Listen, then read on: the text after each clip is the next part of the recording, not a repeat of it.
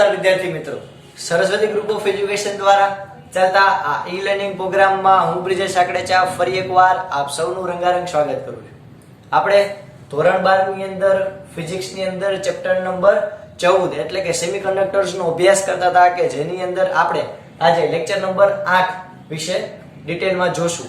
તો આપણે આગલા 7 લેક્ચર ની અંદર ડાયોડના ઇતિહાસથી માંડી સેમિકન્ડક્ટર્સ શું કામ આપણા માટે ઇમ્પોર્ટન્ટ છે, એની રચના, સિલિકોનનો પાડોશી વ્યવહાર એટલે કે વાટકી વ્યવહાર, આ સિવાય આપણે એ પણ જોયું કે ભાઈ પી પ્રકારના અર્ધવાહક તમે કેમ બનાવી શકો, એન પ્રકારના અર્ધવાહક કેમ બનાવી શકો અને બાય વન ગેટ વન બેનો કોમ્બો કરો એટલે કે પીએન જંકશન કરો અને ત્યારે એ રચના કેવી રીતે વર્તે છે આપણે એના વિશે આગલા લેક્ચરની અંદર ડિટેલમાં ચર્ચા કરેલી.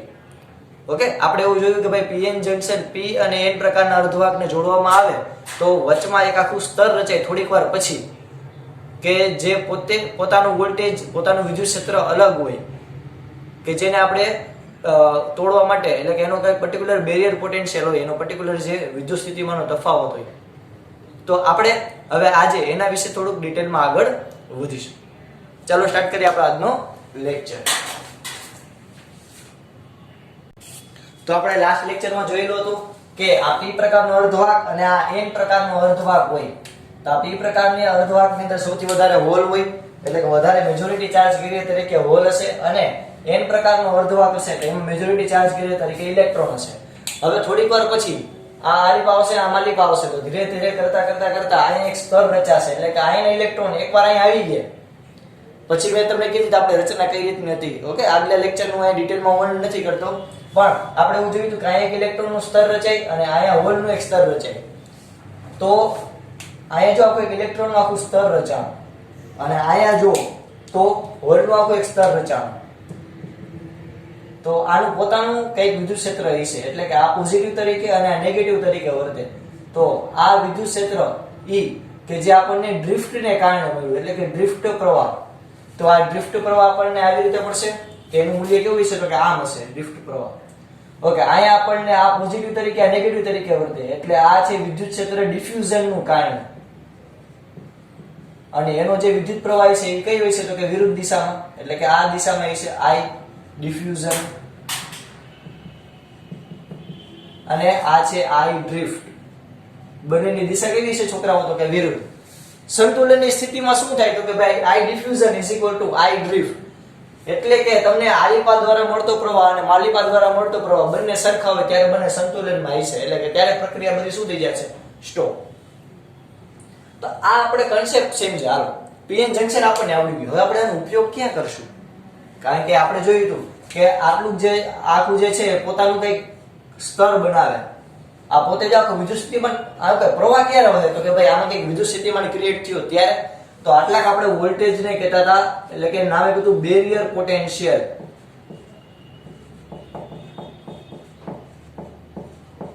અને આ બેરિયર પોટેન્શિયલ માટે સિલિકોન માટે આનું મૂલ્ય કેટલું હતું યાદ કરો તો કે સિલિકોન માટે આનું મૂલ્ય હતું 0.7 વોલ્ટ. એટલે કે સિલિકોનનું વેફર એટલે તો કે ભાઈ બાલાજીની વેફર ખાય એને વેફર કહેવાય, નાના એલા વેફર એટલે તો કે જે આખું સિલિકોનનું સ્ફટિક હોય નાનું પાતળું એવું. ઓકે, તમે જ્યારે કેડબરી ડેરી મિલ્ક ખાતા હોય અને એની અંદર જે આગળ ઉપરનું જે સોનેરી પડ આવે એકદમ પાતળું, એવી જ રીતે સાવ સ્ફટિકનું સિલિકોનના સ્ફટિકનું સાવ પાતળું એવું સ્તર હોય કે જેને વેફર કહેવાય. એ વેફર હોય ને એની ઉપર અશુદ્ધિઓ ઉમેરવામાં આવે. ઓકે, તો આ સિલિકોનના વેફર હોય એનો આપણને ખબર છે કે એનો બેરિયર પોટેન્શિયલ મૂલ્ય કેટલું છે તો કે 0.7. જ્યારે હું પી અને એન બંનેને ભેગા કરું તો 0.7 વોલ્ટ આપીશ ત્યારે આ બેરિયર પોટેન્શિયલ તૂટી જશે એટલે કે આ દિવાલ તૂટી જશે અને વિદ્યુત પ્રવાહ ડિફ્યુઝનને કારણે તમને મળતો તો એ મળવાનું છે. તો મારે આ દિવાલ તોડવી હોય તેના માટે મારે કેટલું કાર્ય કરવું પડશે તો કે 0.7 વોલ્ટ. એટલું આપણે સમજી ગયા. હવે આપણે આગળ જોઈએ. હવે આ કન્સેપ્ટનો આપણે ઉપયોગ ક્યાં કરશું તો કે ભાઈ આપણે બનાવવો છે ડાયોડ. ઓકે, આપણે સૌથી પહેલા લેક્ચરમાં નિર્વાત નળી દ્વારા જે ડાયોડ બનાવવામાં આવે એના વિશે આપણે ચર્ચા કરેલી હતી.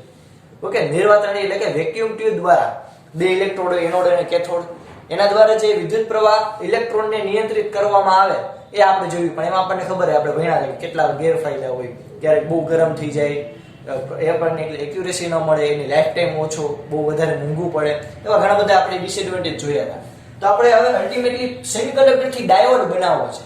તો ડાયોડ એટલે શું? તો કે ભાઈ યાદ રાખજો કે આ પીએન જંક્શન જે છે, પીએન જંક્શન, આ પી અને એન જંક્શન, પીએન જંક્શન ના છેડે ધાતુની પ્લેટ મૂકવામાં આવે.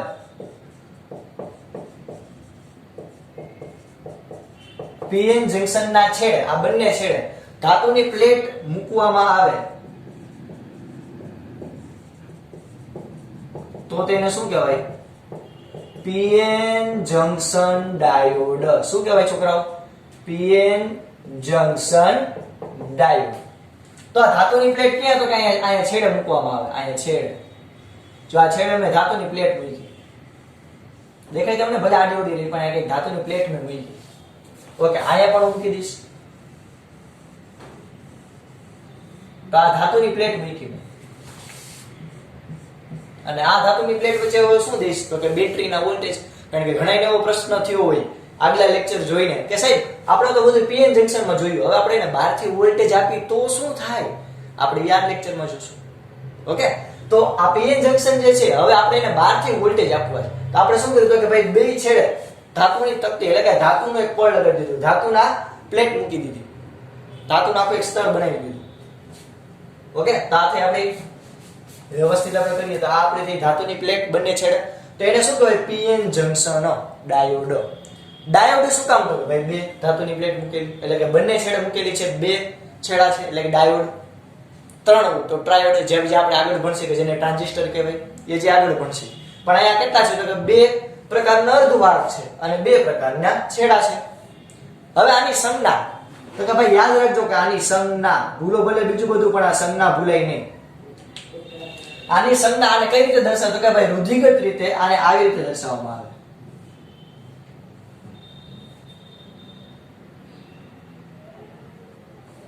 આ પીએન જંક્શન ડાયોડની સંજ્ઞા છે. આવી રીતે એરો અને એની ઉપર લીટો કરી નાખો કે જ્યાં ઓલવેઝ યાદ રાખજો છોકરાઓ કે આ છેડો જે છે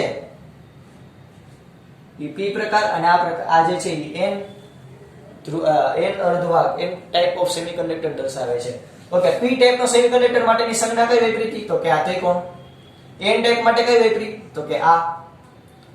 થઈ ગયું પૂરું. ક્લિયર થાય? એટલે આ પી ટાઈપ માટેની તમે સંજ્ઞા પર્ટિક્યુલર કહો તો એના માટે આપણે કઈ સંજ્ઞા વાપરેલી છે આના માટે? તો કે આ એરો, અને આના માટે આવી રીતે લંબ હોય એવું બંનેને કમ્બાઈન કરો એટલે આમ થઈ જાય. તો આ થઈ ડાયોડની સંજ્ઞા. ઓકે, ખાસ યાદ રાખજો છોકરાઓ, કારણ કે આપણે એના ઉપર જ આગળ ડિપેન્ડન્ટ છે. આપણે વોલ્ટેજ આપશી તો ખબર પડવી જોઈએ. તો પીએન જંક્શન ડાયોડની સંજ્ઞા પહેલા ક્લિયર થઈ.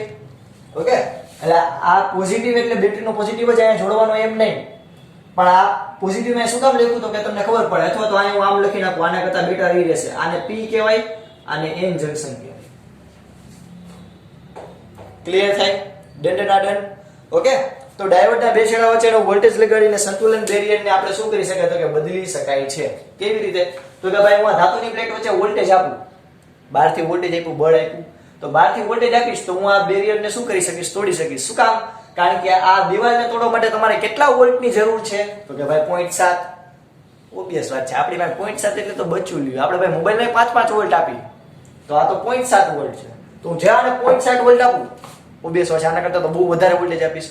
તો બહુ વધારે વોલ્ટેજ આપી દો, 5 વોલ્ટ આપી દે, બહુ બહાટી બોલતું જાય. થાય કે નહીં? સીધી વાત છે. ક્લિયર થાય? ઓકે, પહેલા આટલું ક્લિયર થયું. ઓકે, ચાલો તો પહેલા ડાયોડ વિશે આઈ હોપ બધે સમજી ગયા હશો. હવે આપણે આગળ શું કરવાના છે એ પણ તમે સમજી ગયા હશો. ચાલો, હવે આપણે આને બે રીતે જોડી શકાય. એમાં તમને પ્રશ્ન થાય સાહેબ આ પી અને એન જંક્શન છે, કે હું આની સાથે પોઝિટિવ અને નેગેટિવ જોડું, આયા પોઝિટિવ જોડું ને આયા નેગેટિવ જોડું. બેટરીના છેડા હોય, બેટરીના બે છેડા હોય, પોઝિટિવ અને નેગેટિવ. તો આપણી પાસે બે રચના છે. શું? તો કે ભાઈ આ આપણો પી પ્રકાર, આ એન પ્રકાર, આ આપણો ડાયોડ થયો. તો આપણી પાસે બે પોસિબિલિટી છે, કે હું પી પ્રકાર સાથે પોઝિટિવ જોડું અને એન સાથે નેગેટિવ જોડું. આ પહેલી રચના. અને જ્યારે બીજી રચના શું છે? તો કે ભાઈ આપણો પી અને એન,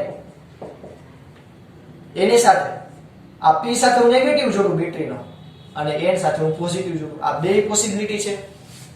એવું તો નથી કે આ ધન એટલે આની સાથે ધન જ જોડવાનું. આ પી પ્રકારનો અર્ધવાહક છે. ઓકે, તો બે પોસિબિલિટી ખરા કે આની સાથે હું પોઝિટિવ જોડું તો આની સાથે મારે નેગેટિવ જોડવું પડે. અથવા તો આની સાથે નેગેટિવ જોડવું, અહીંયા મારે પોઝિટિવ જોડવું પડે બેટરીના છેડાની વાત કરું તો આ બે પ્રકારના આપણે જોડાણ કરી શકાય કે જેમાં હવે યાદ રાખજો છોકરાઓ કે જેમાં ફોરવર્ડ બાયસ કોને કહેવાય તો કે જ્યારે બેટરીના ધન છેડાને પી ટાઈપ સાથે અને બેટરીના ઋણ છેડાને એન ટાઈપ સાથે જોડવામાં આવે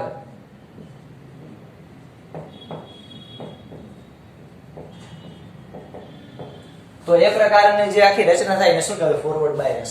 તો ફોરવર્ડ બાયસ ની પહેલા તો વાક્ય શું જો આ ક્વેશ્ચન પૂછાય કે ડાયોડ નું ફોરવર્ડ બાયસ તમે સમજાવો અથવા ડાયોડ નું રિવર્સ બાયસ સમજાવો. બે પ્રકારના જોડાણ હોય.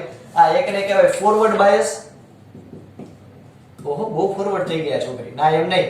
ફોરવર્ડ બાયસ એટલે શું તો કે ફોરવર્ડ બાયસ એટલે તો કે ભાઈ પી આરે આ પી આવશે અને એન આરે એન એટલે કે પોઝિટિવ આરે પોઝિટિવ નેગેટિવ આરે નેગેટિવ. અને અહીંયા રિવર્સ બાયસ બીજી રચના. તો પહેલા આપણે ફોરવર્ડ બાયસ વિશે ફોકસ કરી. રિવર્સ બાયસમાં પોઝિટિવ આરે નેગેટિવ નેગેટિવ આરે પોઝિટિવ. ડન ના ડન. ઓકે તો ફોરવર્ડ બાયસ કોને કહેવાય તો જ્યારે બેટરીના ધન છેડાને પી ટાઈપ સાથે જોડવામાં આવે અને જ્યારે બેટરીના ઋણ છેડાને એન ટાઈપ સાથે જોડવામાં આવે તો આ પ્રકારની જે રચના થાય એને કહેવાય ફોરવર્ડ બાયસ. હવે આપણે એક એક્ઝામ્પલ દ્વારા જોઈએ. પહેલા આટલું બધાને ક્લિયર છે? ઓકે આમાં અમુક વસ્તુ ઉડાડી દઉં. નો લખી હોય તો લખી નાખજો. ઓકે આપણે નાની અમથી દર્શાવી દઈએ. આઈ ડ્રિફ્ટ આ બાજુ હશે. ઓકે અને આટલી જે આખી રચના છે એને કહેવાય બેરિયર પોટેન્શિયલ.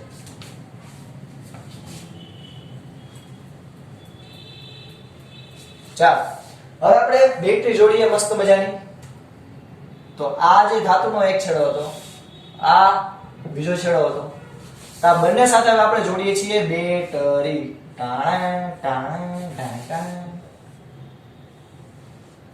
ચાલો આપણે જોડેલી છે બેટરી. તો હવે બેટરી જે છે બેટરી આપણે અહીંયા વેરિયેબલ સોર્સ લઈ લઈએ. વેરિયેબલ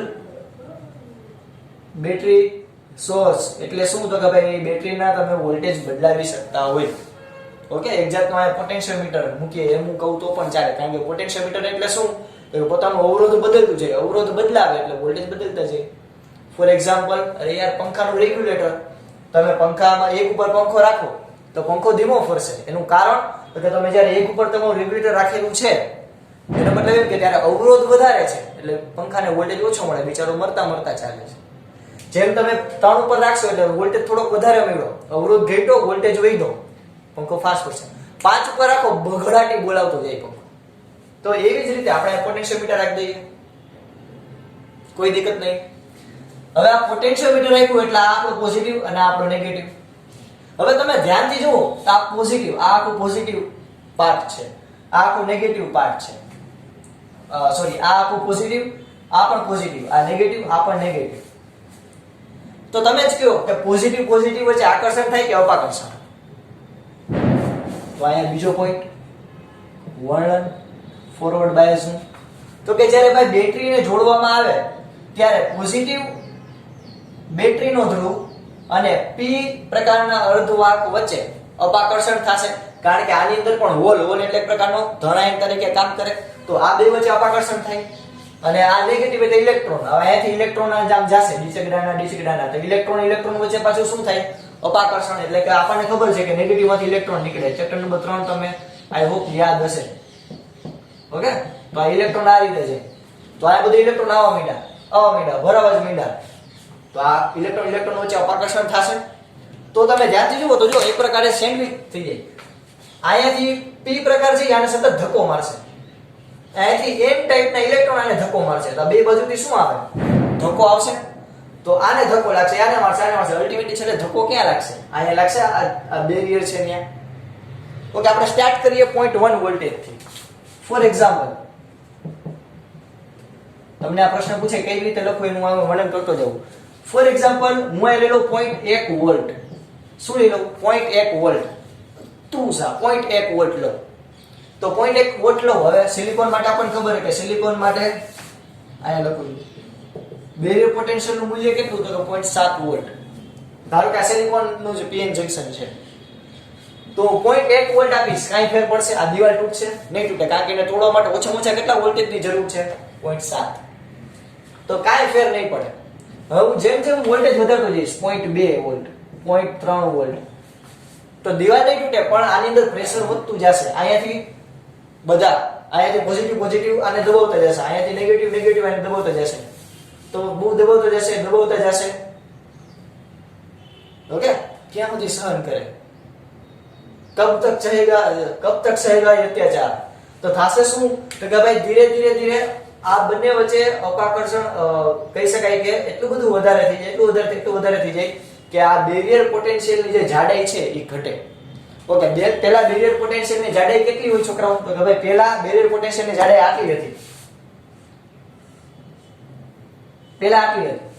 હવે આ સાઈડ થી દબાઈ અને આ સાઈડ થી પણ દબાઈ, તો થાય એવું કે અમુક સમય પછી આકૃતિ પહેલા ક્લિયર જ છે ને, હોય તો પોઝ કરીને દોરી લેજો.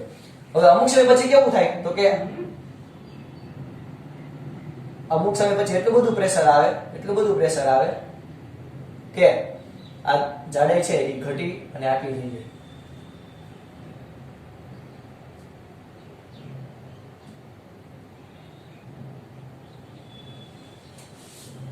જાડાઈ ઘટી, સેન્ડવિચ બે સાઈડ થી દબાવે છે, તો એની જાડાઈ ઘટી. તો પહેલા આટલું હતું, હવે આટલું છે. તો યાદ રાખજો કે ફોરવર્ડ બાયસ ની અંદર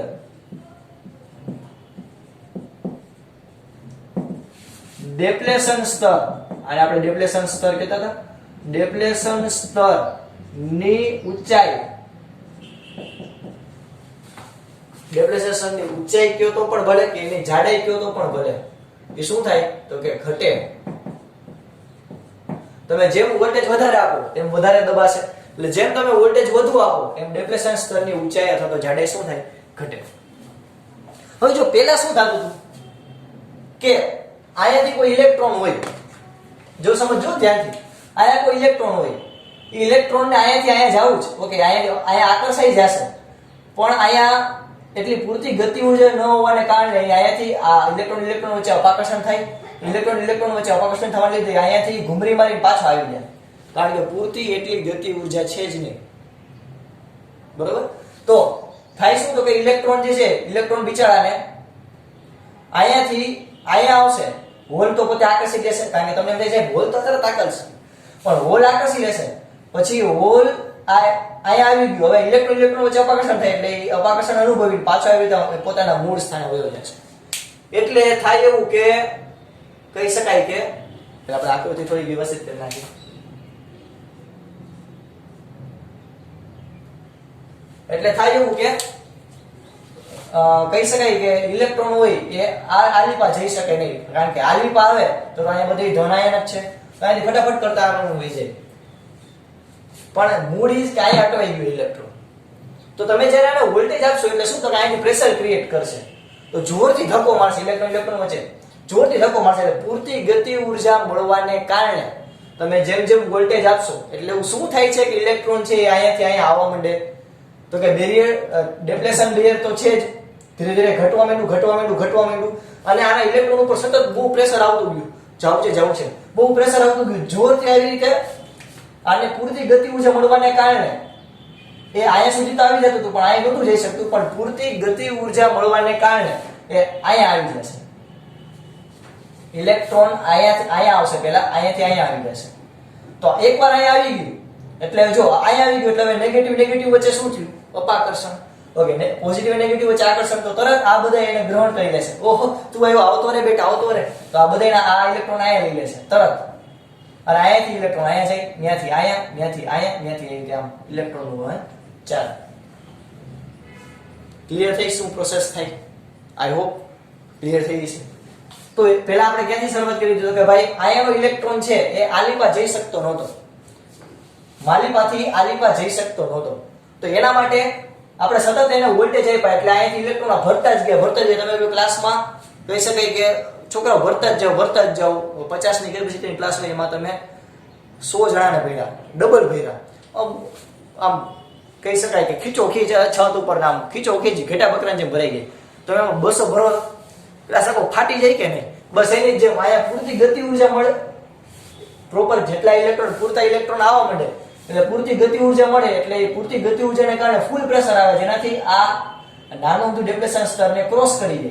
હવે જેવું અહીંયા આવી જાય, અહીંયા આવે એટલે એ રાજા જ છે, કારણ કે અહીંયા આવશે એટલે જો ઇલેક્ટ્રોન વચ્ચે અપાકર્ષણ થાય એટલે ડાયરેક્ટ ઇલેક્ટ્રોન અહીંયા ધક્કો લાગશે. અહીંયા તો બધે પોઝિટિવ જ છે એટલે આ બધે તો તરત એને આકર્ષી લેશે અને ત્યાંથી ત્યાંથી તરત એને બહાર મોકલી દેશે, એટલે ત્યાંથી અહીંયા પોઝિટિવ, ફરી પાછું અહીંયા નેગેટિવ.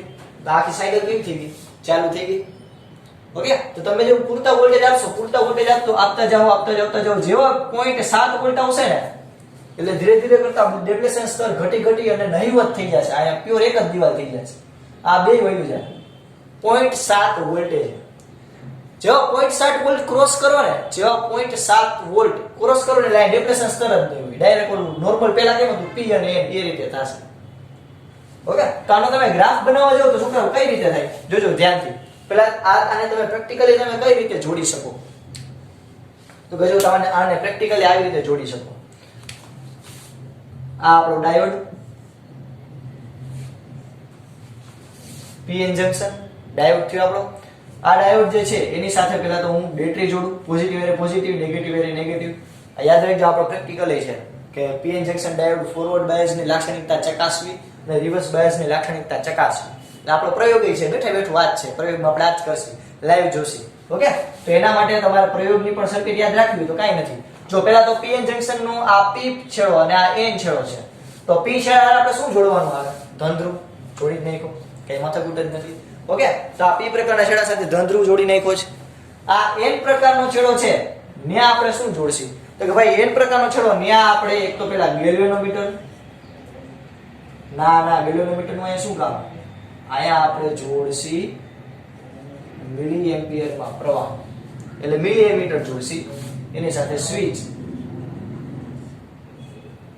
એની સાથે વોલ્ટેજ માપવા માટે વોલ્ટમીટર, અથવા આમ દર્શાવી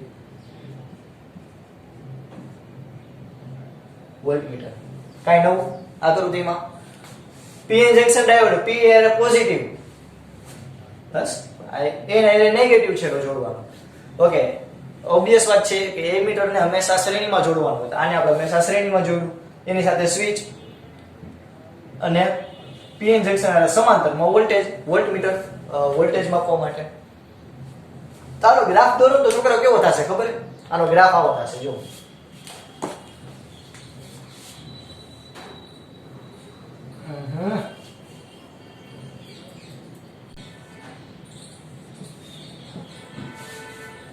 જ્યારે હું આનો ગ્રાફ દોરવા જાઉં ને તો કઈ રીતે થશે? તો કે ભાઈ આપણે કેના વિરુદ્ધ પહેલા તો કેનો ગ્રાફ દોરવો છે? તો કે ભાઈ આપણે અહીંયા વોલ્ટેજ અને પ્રવાહ નો ગ્રાફ દોરીએ. અહીંયા વોલ્ટેજ લઉં અને અહીંયા પ્રવાહ લઉં. આપણો 0. ચાલો અહીંયા ઓલો 0.1, 0.2, 0.3, 0.4, 0.5, 0.6, 0.7, 0.8, 0.9 આગળ આપણે આવી રીતે વધતા જઈએ. આ વોલ્ટેજ છે. તો આને અકોર્ડિંગલી આપણને પ્રવાહનું મૂલ્ય કેટલું મળે મિલી એમ્પિયરમાં? તો ભાઈ 20, 40, 60, 80, 100 અલા વોટેવર તમે આયા આ સંખ્યા નો દર્શાવો તોય ચાલે. તો જસ્ટ એક્ઝામ્પલ તરીકે લો. તો આયા પ્રવાહ છે કેમાં? તો કે ભાઈ મિલી એમ્પિયરમાં. આયા વોલ્ટેજ છે, વોલ્ટેજ V. તો જો કેવી રીતે પ્રોસેસ થાય? તો કે ભાઈ આપણે જ્યારે આ સેમિકન્ડક્ટર્સ ને પીએન જંકશન ડાયોડ ને આપણે જ્યારે એક જ વોલ્ટ આપશે, કેટલા? 0.1 વોલ્ટ, સોરી 0.1 વોલ્ટ, તો ત્યારે કઈ પણ પ્રકારનો પ્રવાહ વહેશે નહીં. 0.2 વોલ્ટ ડિપ્લેશન સ્તર તૂટ્યું, નો તૂટ્યું, ખાલી ફક્ત થોડુંક દબાણ. 3, 4, 5 ધીરે ધીરે ડિપ્લેશન સ્તર દબાતો જશે અને માઇનોર એવું સાવ ઇત્તુ સા, નન્ના સા, છોટા સા, પ્યારા સા, બચ્ચા, એટલે કે સાવ નાનો એવો આપણને પ્રવાહ મળતો જાય, સાવ નાનો, અવગણી શકાય એવો 0.00, કારણ કે આ ઓલરેડી મિલી એમ્પિયરમાં. જેવો આ 0.7 આવે ને એટલે આપણો અગત્યનો પોઈન્ટ, આ 0.7 જેવો 0.7 વોલ્ટ આવે ને ત્યારે ડિપ્લેશન સ્તર નહીવત થઈ જાય.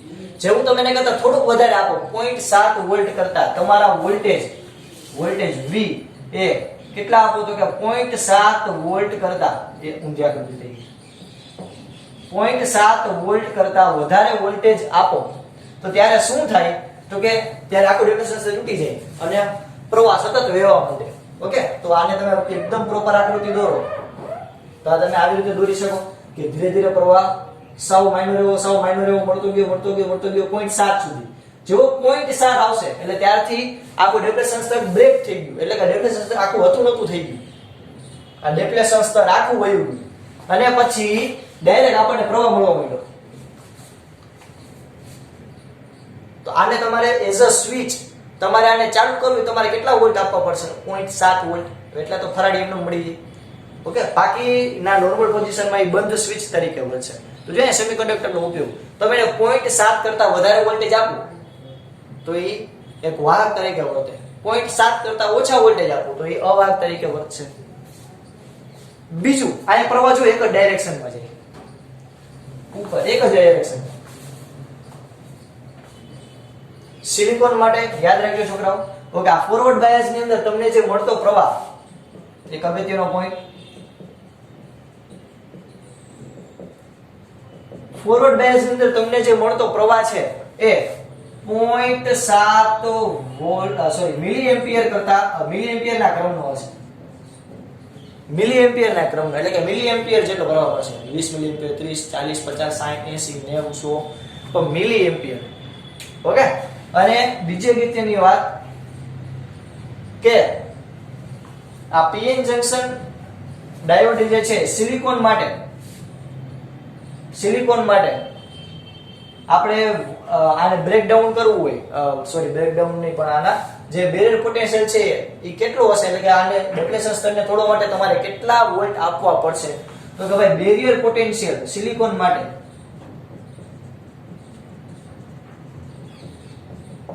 અને જર્મેનિયમ માટે બેરિયર પોટેન્શિયલ નું મૂલ્ય કેટલું હશે છોકરાઓ તો કે ભાઈ સિલિકોન માટે તો આપણે આમાં ચર્ચા કરી કેટલી તો કે 0.7 વોલ્ટ એટલે સિલિકોન માટે આના વેલ્યુ 0.7 વોલ્ટ અને જર્મેનિયમ માટે 0.2 વોલ્ટ ઓકે જર્મેનિયમ માટે તમે ફક્ત 0.2 વોલ્ટ આપો ને તે યોતો નતો થઈ જાય ક્લિયર થયું પેલા છોકરાઓ ઓકે તો આનો ઉપયોગ ક્યાં થાય તમે આ એક તો કે જો એક તો બહુ સૌથી વધારે મહત્વની વાત શું તો કે ભાઈ આમાં આપણને યુનિડાયરેક્શનલ પ્રવાહ મળશે યુનિડાયરેક્શનલ પ્રવાહ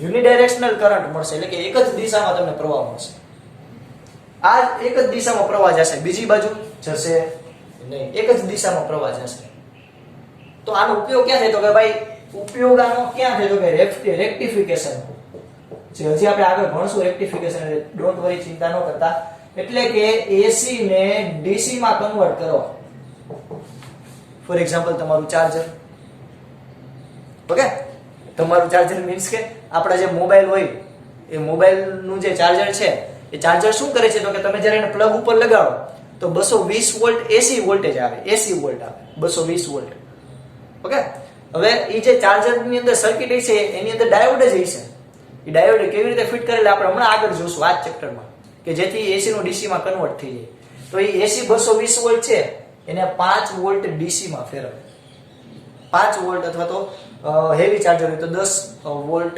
વોટેવર એ તો ચાર્જર ઉપર ડિપેન્ડ કરે પણ એપ્રોક્સિમેટલી હું આંકડા કહું છું કે 5 વોલ્ટ ડીસી માં ફેરવે તો ક્યાં 220 વોલ્ટ એસી ક્યાં 5 વોલ્ટ ડીસી કારણ કે મોબાઈલ ને 220 વોલ્ટ એસી આપો તો હતો નતો ડાયરેક્ટ ભડાકો જ થાય ઓકે તો એસી પ્રવાહને ડીસી માં કન્વર્ટ કરવા માટે આપણે કેનો ઉપયોગ કરીએ ડાયોડનો ઓકે આ ડાયોડ લાઈવ કેવા લાગે તમને દેખાડો એક ઇમેજમાં તમે જોઈ શકશો કે આની અંદર કે આ ડાયોડ જે છે એમાં તમે જો એક સિલ્વર કલરની રિંગ આવેલી છે સિલ્વર કલરની તો તમે જ્યારે કોઈ પણ ડાયોડ લ્યો ને 2 રૂપિયાનો એક ડાયોડ મળે ગામમાં સાવ સસ્તો એ જે ડાયોડ હોય ને એ ડાયોડની તમે જે સિલ્વર કલરની રિંગ જુઓ ને એ સિલ્વર કલરની રિંગ એ આ એન છેડો દર્શાવે કારણ કે તમે જો ખાલી એ ડાયરેક્ટ આમ ડબ્બી જોઈ કાળા કલરની તો ખબર ન પડે કયો પી પ્રકારનો કયો એન પ્રકારનો તમને કેમ ખબર પડે કે મેં જોડેલો છેડો છે એ ફોરવર્ડ બાયસ છે કે રિવર્સ બાયસ એટલા માટે એક જે સિલ્વર કલરની રિંગ આવેલી છે સિલ્વર કલરની રિંગ છે એ આ એન છેડો દર્શાવે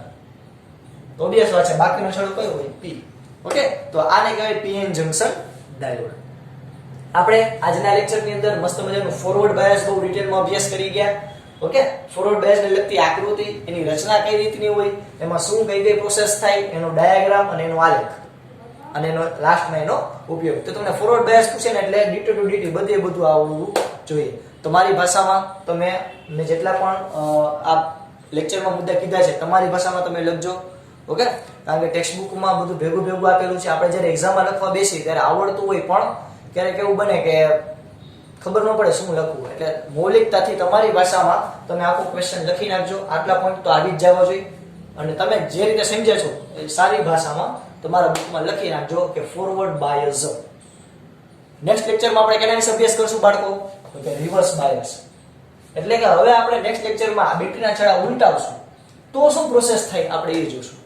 અહીંયા સુધી રાખીએ. જય ભારત, જય હિન્દ. લખી નાખજો.